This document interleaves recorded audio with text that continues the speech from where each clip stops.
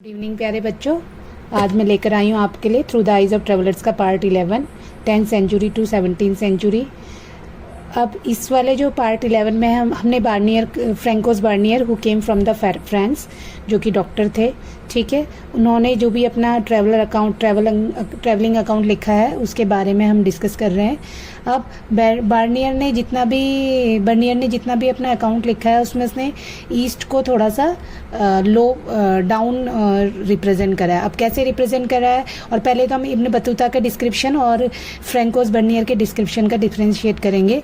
जो Ibn Battuta थे उन्होंने जो भी चीज़ लिखी जिससे वो बहुत ज़्यादा खुश हुए, जिसको देखकर वो एक्साइटेड हुए, खुश हुए, इम्प्रेस हुए, मतलब कि वो उनकी नॉवेलिटी थी कि उन्होंने उसको ही रिकॉर्ड किया, उन्होंने नेगेटिव पॉइंट रिकॉर्ड नहीं करे। और फ्रैंकोस बार्नियर ने डिफरेंट, उनका जो लिखने का तरीका था वो थोड़ा इंटेलेक्चुअल अलग उनकी सोच थी।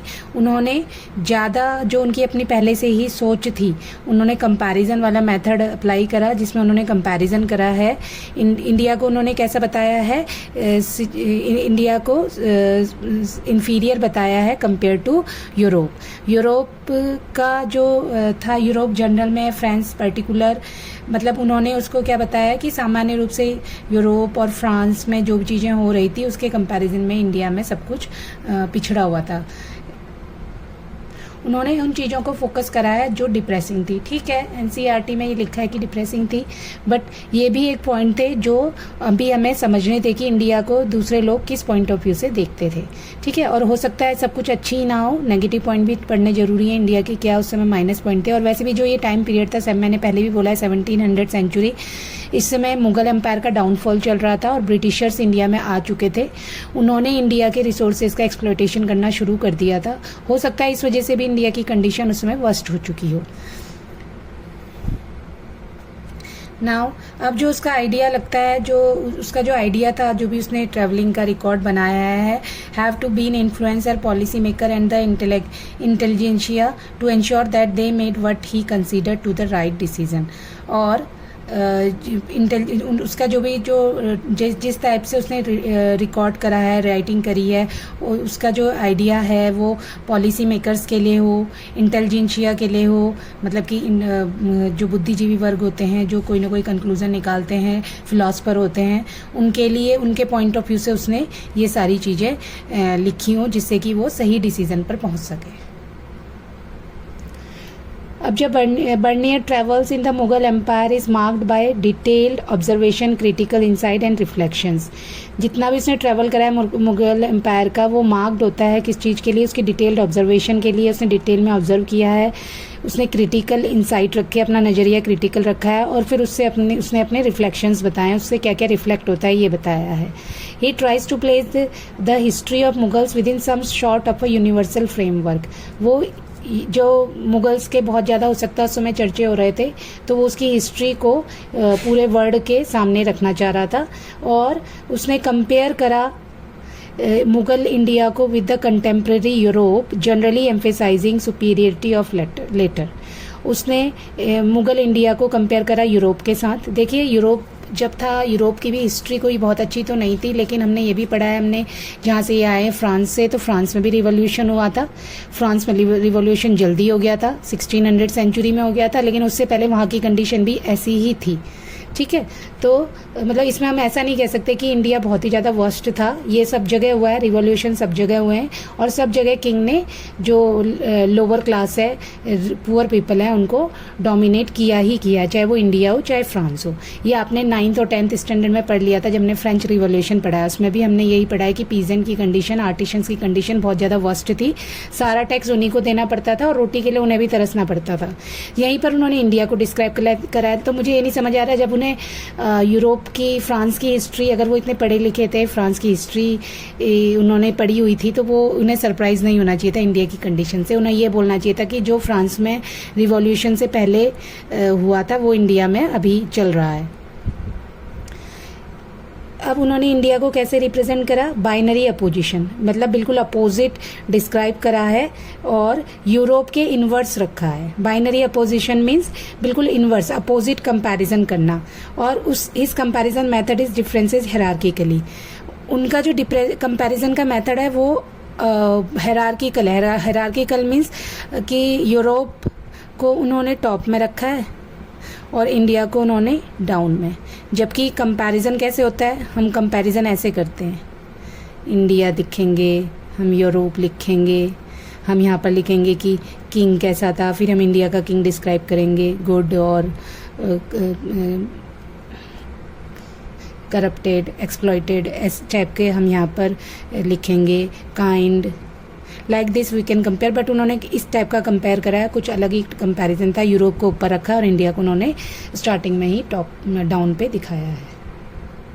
नाउ जो मोस्ट इम्पॉर्टेंट टॉपिक है उनका, जिसका उन्होंने बहुत ज़्यादा क्रिटिक्स किया है, ये एक अच्छा टॉपिक है हिस्ट्री के लिए, the question of land ownership. उन्होंने लैंड ओनरशिप पर क्वेश्चन करा है, उसमें जो मेन टॉपिक है lack of private property. According to the Bernier, one of the fundamental difference between Mughal India and Europe was the lack of private property in the land in the former कि जो private property है वो किसी मतलब lack of private property, कोई भी person की अपनी कोई प्रॉपर्टी नहीं है। मुगल इंडिया और यूरोप में यही सबसे बड़ा डिफरेंस है कि मुगल इंडिया में जितनी भी प्रॉपर्टी है वो सब सरकार की है, राजा की है। Crown ownership is harmful. अब वो ये भी डिस्क्राइब करते हैं कि he was firm believer in the virtues of private property. वो प्राइवेट प्रॉपर्टी को सपोर्ट करते हैं और वो कहते हैं कि ये क्राउन ऑनरशिप का बहुत ज़्यादा नुकसान करने वाली चीज़ है कि जिससे राज्य का भी नुकसान होगा, लोगों का भी नुकसान होगा। वो कैसे नुकसान होगा उसे हम आगे पढ़ेंगे। Distribution of land to nobles was disastrous, कि अब उन्होंने क्या कर रखा है कि he thought that in the Mughal empire the emperor owned all the land and distributed its among his nobles, then that this had disastrous and consequences for the economy and society. अब जो लैंड का है, वो land की जो ownership है राजा की, और राजा ने इसे अपने नॉबल्स को, अपने लैंडलॉर्ड्स को या अपने नोबल पर्सन ने जो उनको डिस्ट्रीब्यूट किया हुआ है, और ये सब इसका जो दुष्परिणाम होता है वो बहुत ज़्यादा इकोनॉमी के लिए और सोसाइटी के लिए डिजास्ट्रस होता है, खतरनाक होता है। नॉन ट्रांसफेरेबिलिटी ऑफ लैंड, और जब land holders could not pass on their land to their children. अब जब पता है कि लैक ऑफ प्राइवेट ओनरशिप है, कि जो भी फार्मर है उनका कोई मालिकाना हक नहीं ज़मीन में है, हक ज़मीन पर नहीं है, तो वो अपनी ज़मीन अपने बच्चों को नहीं दे सकते हैं। इस वजह से they were averse to any long-term investment in the sustenance and expansion of production। इस वजह से वो कोई भी लॉन्ग टर्म इन्वेस्टमेंट करने के लिए तैयार नहीं होते अपनी ज़मीन पर और प्रोडक्शन पर, जिससे कि जैसे अगर हमारी प्रॉपर्टी होगी तो हम उस पर इन्वेस्टमेंट करेंगे, उसको सुधारेंगे और जिससे कि प्रोडक्शन ज़्यादा हो। लेकिन जब पता है कि ये प्रॉपर्टी हम अपने बेटे को नहीं दे सकते, लेकिन ये कॉन्सेप्ट मुझे थोड़ा रॉन्ग लगता है कि फार्मर्स की भी अपनी प्रॉपर्टी होती थी, वहीं से जो जमींदारी सिस्टम था, किसानों की ज़मीनें थी, ऐसा थोड़ा सा हमें देखने को नहीं मिलता है, लेकिन कुछ इसमें सही होगा। This perception was not unique to Bernier. ये जो ये परसेप्शन है, ये जो कॉन्सेप्ट है बार्नियर का, ये यूनिक नहीं है। बहुत से और ट्रैवलर ने भी जो 16 और 17 सेंचुरी में इंडिया आए, उन्होंने ये लिखा है। हो सकता है 16-17 सेंचुरी में ये सिचुएशन बदल गई हो, और जब इब्न बतूता और अल-बिरूनी थे उस समय की सिचुएशन और हो। Outcomes, consequences of lack of private property. अब अगर प्राइवेट प्रॉपर्टी नहीं होगी तो उसके क्या क्या आउटकम्स होंगे, ये भी फ्रैंकोस बर्नियर डिस्क्राइब करते हैं कि the absence of private property in land had prevented any investment on land to improve the land. वो कहते हैं कि अगर प्राइवेट प्रॉपर्टी नहीं है, ऑनरशिप नहीं है लैंड में किसी भी किसान की, आर्टिशंस की, तो वो उसमें कुछ भी इन्वेस्टमेंट नहीं करेंगे जिससे कि ज़मीन की कंडीशन सुधरे। सेकंड, अब इससे क्या होगा, जो ज़मीन है वो पूरी तरह से रुइनेशन ऑफ एग्रीकल्चर, जिससे कि एग्रीकल्चर का क्या हो जाएगा, पूरी तरह से बर्बाद हो जाएगा, और बहुत ज़्यादा एक्सेसिव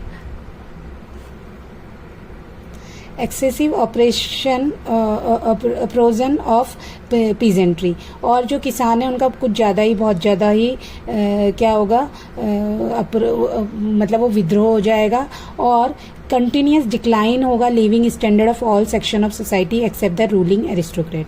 और जो रूलिंग सोसाइटी है, जो डाउन विलेज के लोग हैं, उनकी जो स्टैंडर्ड ऑफ लिविंग है वो डिक्लाइन हो जाएगा, और किसके अलावा, एरिस्टोक्रेसी के अलावा, जो अमीर लोग हैं उनके अलावा जो भी लोग होंगे, जो बैकवर्ड लोग होंगे, उनका लिविंग स्टैंडर्ड डाउन हो जाएगा। तो इसको भी उन्होंने क्लियर कराया कि जब प्राइवेट ओनरशिप जरूरी है, ठीक है। तो अब आगे सोशल डिफरेंस बताया उन्होंने सोसाइटी में। सोशल डिफरेंस मीन्स जैसे कि हमारी जो सोसाइटी थी उसमें हमने जब पहले से ही जो वैदिक, जो Bernier described Indian society as consisting undifferentiated masses of impoverished people, उन्होंने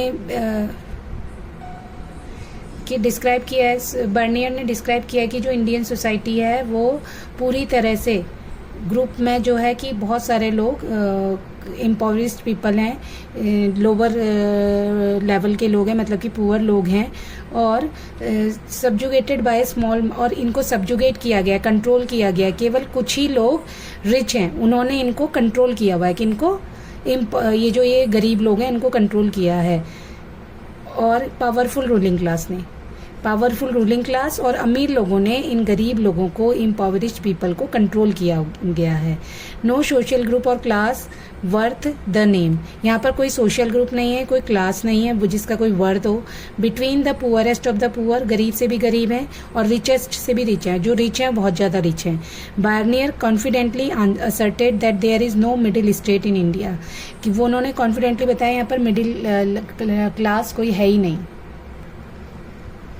king of the beggars and barbarian, अब ये टॉपिक उन्होंने डिस्क्राइब करा है कि यहाँ का जो बार्नियर ने जो मुग़ल एम्पायर को किस तरह से देखा है कि जो मुग़ल एम्पायर है, ये जो राजा है वो भिखारियों का राजा है और बारबेरियन का, अनसिविलाइज लोगों का राजा है। It's cities and towns were ruined and contaminated with ill air, and its field overspread with bushes and full of pestilential marishes। वो कहते हैं कि जो इसकी सिटीज़ है और टाउन्स है वो पूरी तरह से ruined हो चुके हैं, पॉल्यूटेड बुरी हवा से, और जो इसके खेत हैं वो पूरी तरह से झाड़ियों से भरे हुए हैं, और जो पेस्टिलेंशियल, जो वैसी वाली खरपतवार वाली घास होती है जो फैलती जाती है, जो फसल को ख़राब कर देती है, उस टाइप की घास से भरे हुए हैं। जबकि यहीं पर कंपेयर करेंगे हम इब्न बतूता और अल-बिरूनी का, तो उनके जो उन्होंने बताया था कि 2 टाइप की क्रॉप्स होती हैं, अब ये दूसरा कुछ और ही डिस्क्राइब कर रहे हैं। अब ये जो सारा रीज़न है ये किसको देते हैं, ये सारा जो कंक्लूज़न है, ये सारा रिज़ल्ट है कि गरीबी है और शहर बिल्कुल पॉल्यूटेड है, ख़राब फसलें हैं, तो बताते हैं कि ये सिर्फ रीज़न है क्राउन ऑनरशिप ऑफ लैंड, कि जो ज़मीन है वो केवल राजा की है, इसी वजह से ऐसा हो रहा है। अगर ज़मीन सबकी होगी, किसानों की होगी, तो ऐसी कंडीशन नहीं आएगी। But none of the Mughal official document suggest that state was the sole owner of land, लेकिन कोई भी जो मुगल ऑफिशियल डॉक्यूमेंट है उसमें कहीं पर भी नहीं दिखाया गया है कि जो गवर्नमेंट है, जो सरकार है, जो राजा है, वो ही ऑनरशिप है, ऑनर है ज़मीन के। हाँ, ये भी हम पढ़ेंगे क्योंकि टैक्स भी कलेक्ट होता था, उसके डॉक्यूमेंट्स भी हैं मुगल एम्पायर के, लेकिन हो सकता है, लेकिन ये एकदम झूठ भी नहीं लिख सकते हैं। अब क्या सच है ये तो आगे जब हम डीप में हिस्ट्री पढ़ेंगे तब आपको समझ आएगा, लेकिन जो भी है बार्नियर ने बिल्कुल अपोजिट व्यू लिखा था, ये भी हमारे समझने के लिए बहुत ज़रूरी है। तो और ऐसा भी लग रहा है कि हो सकता है ये नाराज़ हो गया और राजा से, इसलिए उनके अपोजिट में सारे के सारे पॉइंट आउट इन्होंने लिखे हैं। ओके चिल्ड्रन, आई होप कि आपको ये टॉपिक समझ आया होगा और आप इसे आगे इसे लाइक करेंगे और इसको पढ़ेंगे, रिवाइज करेंगे। Thank you children.